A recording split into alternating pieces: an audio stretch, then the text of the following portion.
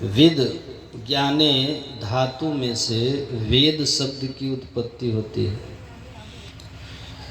वित्तेन सवेदः, जिससे ईश्वर को जाना जा सकता है, जिससे अपने मूल और विशुद्ध स्वरूप को जाना जा सकता है, उसे कहते हैं वेद।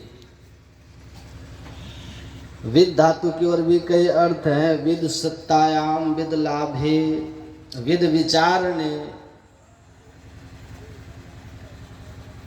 तो ये सभी अर्थों का यदि समन्वय करें तो जिससे मनुष्य सभी सत्य विद्याओं को, डिटर्नल शाश्वत ज्ञान को जान सकता है, जिससे ये सारी विद्याएं पाई जा सकती हैं और जिससे ये सारी विद्याओं का चिंतन करके, विचार करके मनुष्य विद्वान बनता है, ज्ञानी बनता है, उसे वेद कहते हैं। इसलिए वेद ये आत्मक ज्ञान है, वेद ये आध्यात्मिक ज्ञान है, वेद पराविज्ञान है। वेद के लिए आमनाय, आगम, श्रुति इत्यादि अलग अलग शब्द में प्रचलित है। श्रुति इसीलिए वेद का जो साहित्य वो श्रुति साहित्य कहलाता है।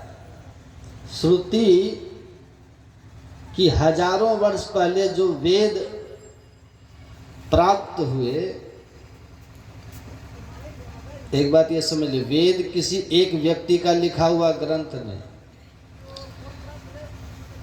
दूसरी बात, अन्य साहित्य प्रकरण में कोई कविता हो, कोई गजल शायरी हो या फिर नाट्य हो, हमेशा वो रचना होने के बाद लेखक अंतिम पंक्ति में या तो अपना नाम लिखता है कि ये मैंने बनाया है। वेद के किसी भी मंत्र में, किसी भी सूक्त में उसके ऋषि का नाम नहीं।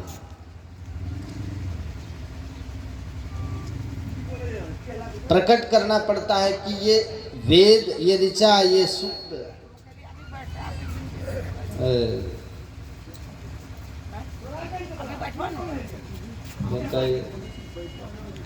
और डिस्टर्ब मत कीजिए, अभी सत्संग हो रहा है, डिस्टर्ब मत कीजिए। श्री सद्गुरु ऋषि जब समाधि अवस्था में थे, डीप मेडिटेटिव स्टेट,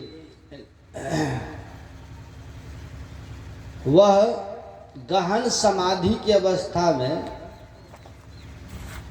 परम चेतना के द्वारा ये ज्ञान ऋषियों को प्रसादी के रूप में दिया गया है, अनुग्रह के रूप में दिया गया है। और उसे पाकर के ऋषियों को इतना आनंद हुआ, ऋषि परोपकारी तो थे ही, उन्होंने सोचा कि हमने इतना पुरुषार्थ करके, इतनी समाधि अवस्था में पहुंचकर, इतनी साधना करके जो ज्ञान पाया है, क्या वो ज्ञान हमारे शरीर के साथ लुप्त हो जाए? ये ज्ञान तो मानव जाति के लिए हमें छोड़ना चाहिए, उसे हमें बांटना चाहिए। और ऋषियों ने ये ज्ञान अपने शिष्यों को दिया। प्रिंटिंग प्रेस उस समय थे नहीं, लिखने का शास्त्र था लेकिन बहुत कम उसका उपयोग होता था। वेद कैसे टिके? करणोपकरण टिके, श्रुति परंपराओं से टिके हैं। अर्थात गुरु इन मंत्रों को अपने